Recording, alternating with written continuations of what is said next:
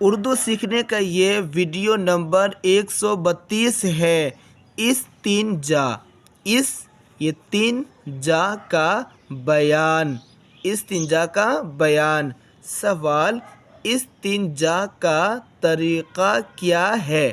استنجا کا طریقہ کیا ہے؟ جواب: پیشاب کے بعد استنجا کرنے کا طریقہ یہ ہے کہ پیشاب کے بعد استنجا کرنے کا طریقہ یہ ہے کہ پاک مٹی، کنکر یا پھٹے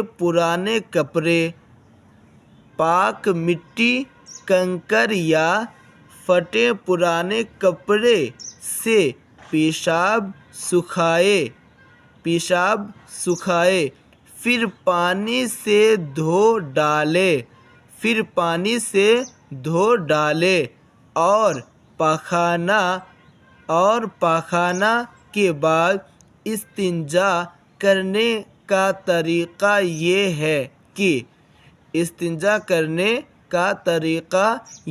ہے کہ مٹی، کنکر یا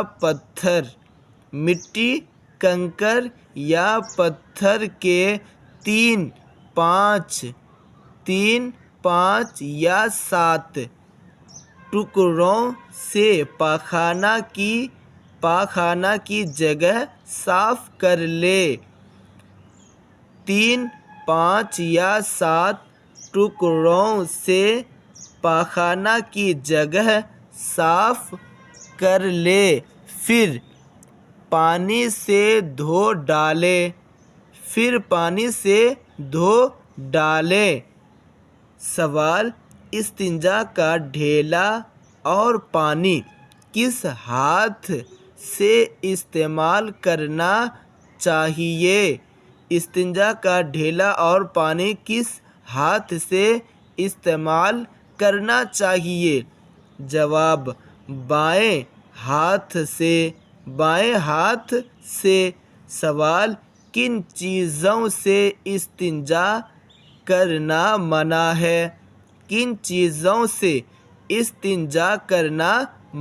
ہے؟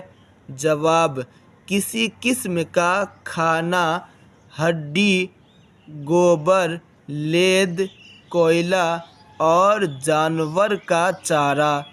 کسی قسم کا کھانا، ہڈی، گوبر، لید، کوئلہ اور جانور کا چارہ، ان سب چیزوں سے استنجا کرنا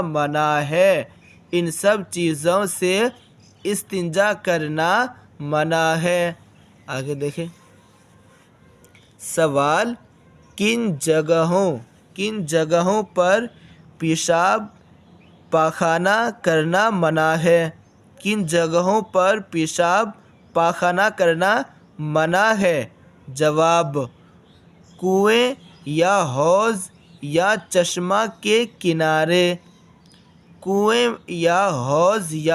چشمہ کے کنارے، پانی میں اگرچہ بہتا ہوا ہو، گھاٹ پر پھلدار درخت کے نیچے، ایسے کھیت میں کہ جس میں کھیتی موجود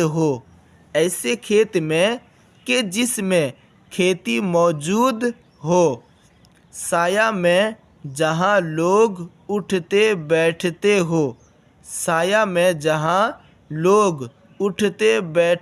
ہو، مسجد یا عیدگاہ کے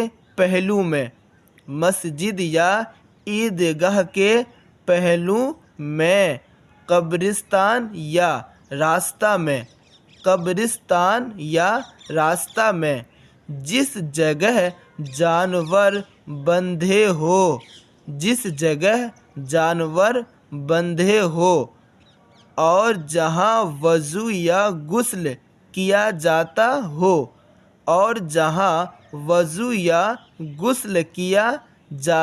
ہو، ان سب جگہوں میں پاخانہ پیشاب کرنا منع ہے۔ ان سب جگہوں میں پاخانہ پیشاب کرنا منع ہے۔ سوال: پاخانہ یا پیشاب کرتے وقت منہ کس طرف ہونا چاہیے؟ پاخانہ